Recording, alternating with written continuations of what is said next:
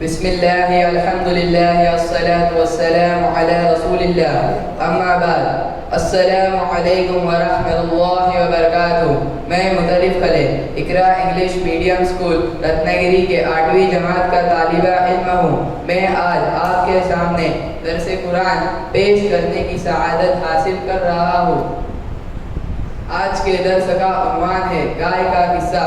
اللہ تعالیٰ قرآن مجید میں فرماتے ہیں وَإِذْ قَالَ مُوسَىٰ لِقَوْمِهِ إِنَّ اللَّهَ يَأْمُرُكُمْ أَن تَذْبَحُوا بَقَرَةً قَالُوا أَتَتَّخِذُنَا هُزُوًا قَالَ أَعُوذُ بِاللَّهِ أَنْ أَكُونَ مِنَ الْجَاهِلِينَ۔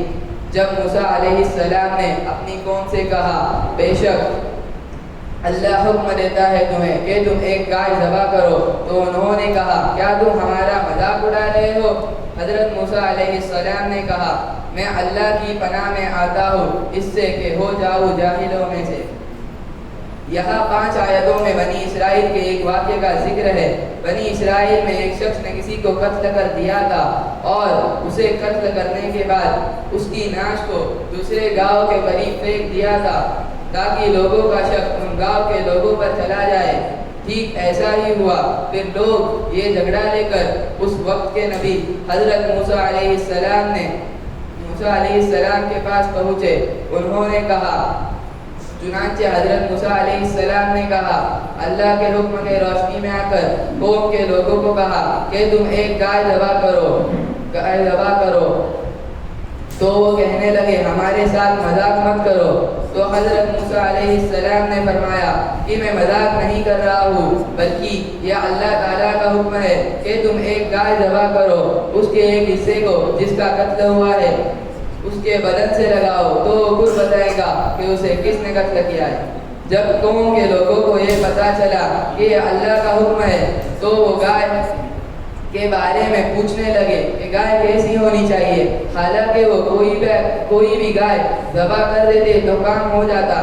لیکن جب انہوں نے سوال کیا تو حضرت موسیٰ علیہ السلام نے اللہ کے حکم کے مطابق بتایا کہ وہ گائے نہ بوڑھی ہو اور نہ چھوٹی عمر کی ہو بلکہ دونوں کے درمیان ہو۔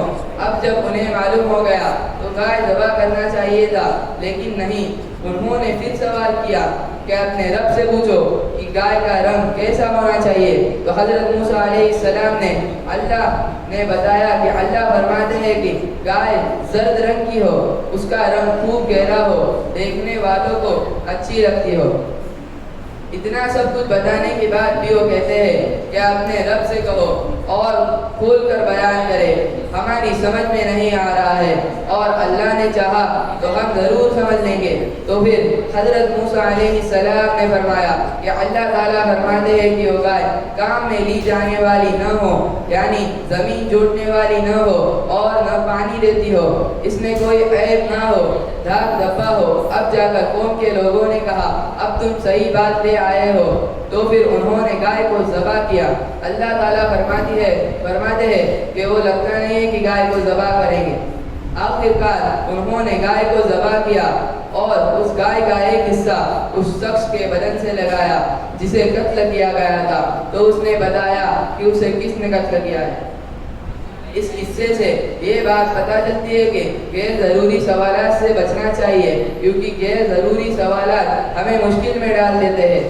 چنانچہ مسلم شریف کی ایک حدیث کا ٹکڑا یہ ہے کہ اللہ تعالیٰ تمہارے لیے غیر ضروری باتوں کو ناپسند کرتا ہے۔ اللہ تعالیٰ ہمیں دین کی صحیح سمجھ عطا فرمائے اور غیر ضروری باتوں اور سوالات سے بچنے کی توفیق عطا فرمائے۔ آمین۔ وآخر الدعوانا الحمدللہ۔